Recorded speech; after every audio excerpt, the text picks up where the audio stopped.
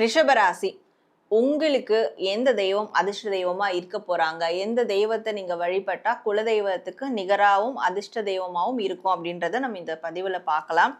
So first எந்த தெய்வ வழிபாடு உங்களுக்கு அதிர்ஷ்டத்தை கொடுக்கும்ன்றத பார்க்கலாம்.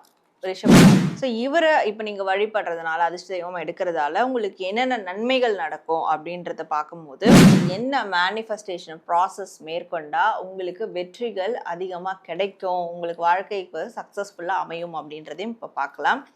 ஸோ ரிஷபராசி ஆன்மீக ரீதியாக ஒரு மிகப்பெரிய நாலேஜ் கிடைக்கும், மிகப்பெரிய ஒரு சுதந்திர தன்மை கிடைக்கும். நடப்பது எல்லாம் நன்மைக்கே, நன்மையாய் நடந்த எல்லாவற்றுக்கும் நாம் பிரபஞ்சத்துக்கு நன்றி சொல்வோம். வணக்கம் நேயர்களே, நான் உங்கள் Sara, the empress of tarot and spiritual healer. So இந்த பதிவில் நாம் என்ன பார்க்க போகிறோம், என்ன விஷயத்தை பற்றி நம்ம பார்க்க போகிறோம் அப்படின்றது, அதாவது உங்கள் ராசிக்கு பார்க்க போனால், உங்களில் பல பேருக்கு உங்களுடைய குலதெய்வம் தெரியும், சில பேருக்கு குலதெய்வம் தெரியாமல் இருக்கும். ஏன்னா எனக்கு வரக்கூடிய கிளைண்ட்ஸில் பாதி பேர் என்னுடைய குலதெய்வம் தெரியல, நான் எந்த தெய்வத்தை நான் வழிபடலாம் அப்படின்றத அடிஷ்னலாக ஒரு கொஸ்டின் வந்து என்கிட்ட கேட்பாங்க. ஸோ அப்போது இந்த ராசிகளுக்கு அடிப்படையில் இந்தந்த ராசிக்கு எந்தெந்த தெய்வ வழிபாடு அவங்களுக்கு வந்து பவர்ஃபுல்லாக இருக்கும், அதை பற்றி நம்ம ஒரு பதிவு போடலாம் அப்படின்ற ஒரு மோட்டிவில் தான் இந்த பதிவுக்கு நான் உங்களோட இப்போ கனெக்ட் பண்ணியிருக்கேன்.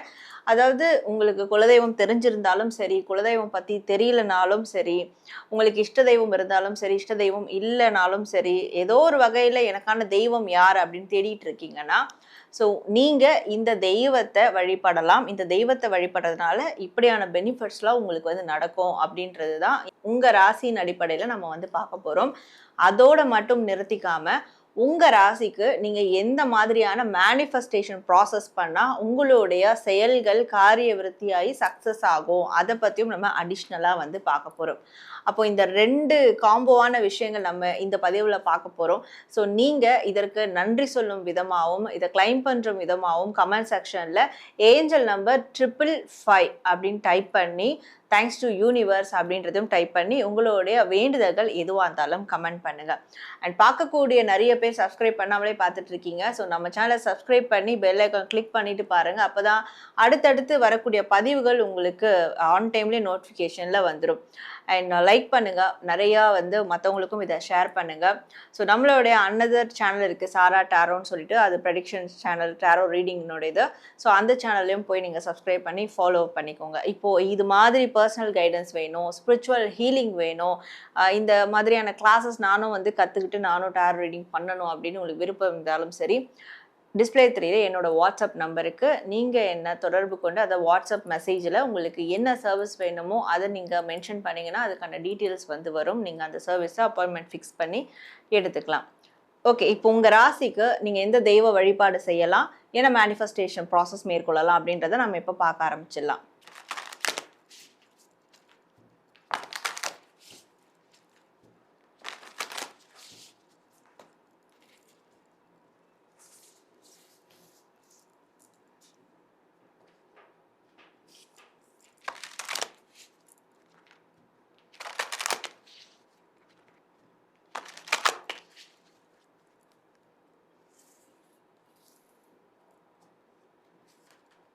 ரிஷபராசி உங்களுக்கு எந்த தெய்வம் அதிர்ஷ்ட தெய்வமா இருக்க போறாங்க, எந்த தெய்வத்தை நீங்க வழிபட்டா குலதெய்வத்துக்கு நிகராகவும் அதிர்ஷ்ட தெய்வமாகவும் இருக்கும் அப்படின்றத நம்ம இந்த பதிவுல பார்க்கலாம்.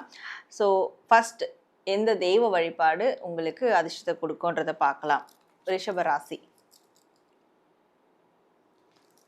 உங்களுடைய அதிர்ஷ்ட தெய்வம் அப்படின்னு பார்க்கும்போது தன்வந்திரி பகவான். ஸோ அதை காட் ஆஃப் மெடிசன் அப்படின்னு சொல்லுவாங்க.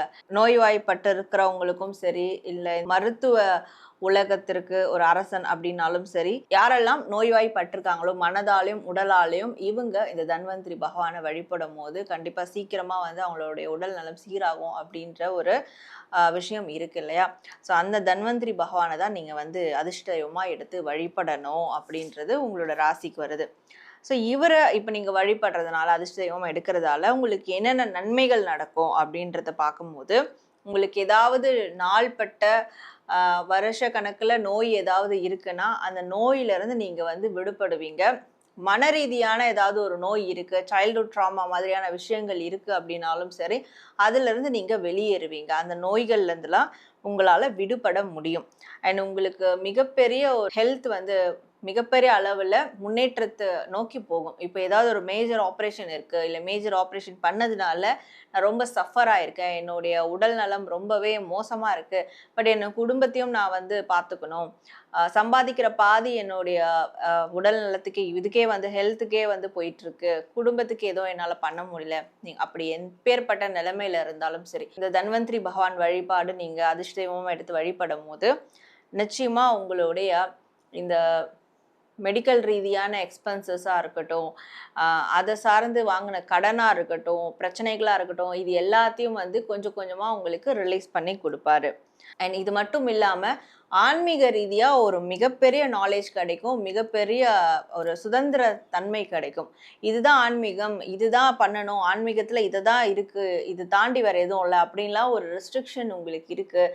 பட் உங்களுக்கு ஏதோ இதை தாண்டி வந்து நீங்கள் வெளியே போகணும், ஆன்மீக ரீதியான அறிவு நிறைய எனக்கு வந்து கிடைக்கணும், உண்மையான அறிவு, உண்மையான ஞானம் கிடைக்கணும் அப்படின்றவங்களுக்கும் சரி, இந்த தன்வந்திரி பகவான் அது கண்டிப்பாக அந்த ஒரு மிகப்பெரிய ஞானம் தெளிவை வந்து ஆன்மீக ரீதியாகவும் கொடுப்பாரு. அண்ட் வாழ்க்கையில நான் சுதந்திர போக்கோட இருக்கணும், யாரையும் டிபெண்ட் பண்ணி சார்ந்து வாழக்கூடாது, என்னுடைய வாழ்க்கையை நான் வந்து முன்னெடுக்கணும், நான் எனக்கு எல்லாத்தையும் முதல்ல செஞ்சுக்கணும் அப்படின்றவங்களுக்கும் சரி, இந்த தன்வந்திரி பகவான் வழிபாடு ரொம்ப உகந்ததா இருக்கும்.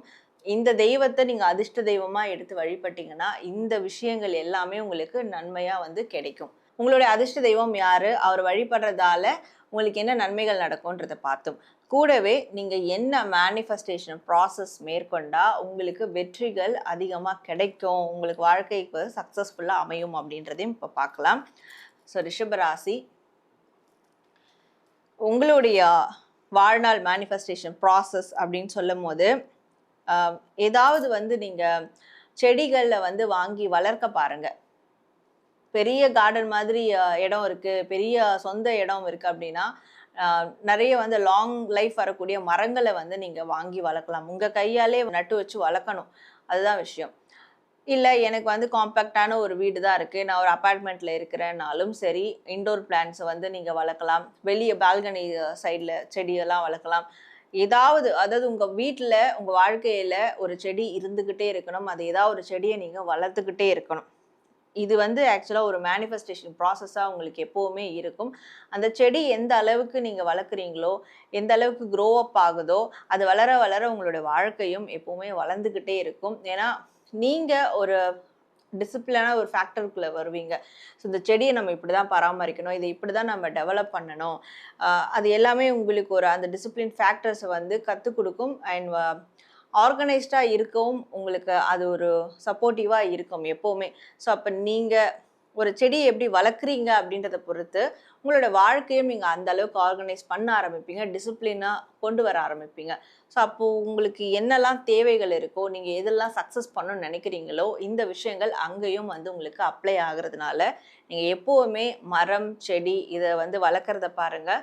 முடிஞ்ச அளவுக்கு அதை வளர்க்க முடியாத பட்சத்தில் கூட அது ரிலேட்டடான இடங்கள்ல டைம் ஸ்பெண்ட் பண்ண பாருங்க. இதுதான் உங்களுக்கு மிகப்பெரிய மேனிஃபெஸ்டேஷன் ப்ராசஸாக லைஃப் லாங்க்கு வந்து கண்டிப்பாக இருக்கும். என்ன நேயர்களே, உங்கள் ராசிக்கான கடவுள் தெய்வம் யார் அப்படின்றத நீங்கள் பார்த்துட்டீங்க. ஸோ என்ன மேனிஃபெஸ்டேஷன் ப்ராசஸ் பண்ணணுன்றதையும் நீங்கள் வந்து பார்த்துட்டீங்க.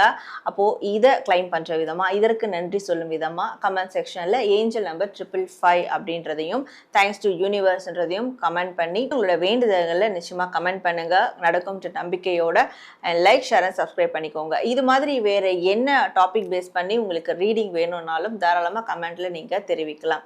நான் உங்களை இதே மாதிரி ஒரு நல்ல பதிவோட மீட் பண்ணுறேன். And then this is Sara, the empress of tarot and spiritual healer. நன்றி.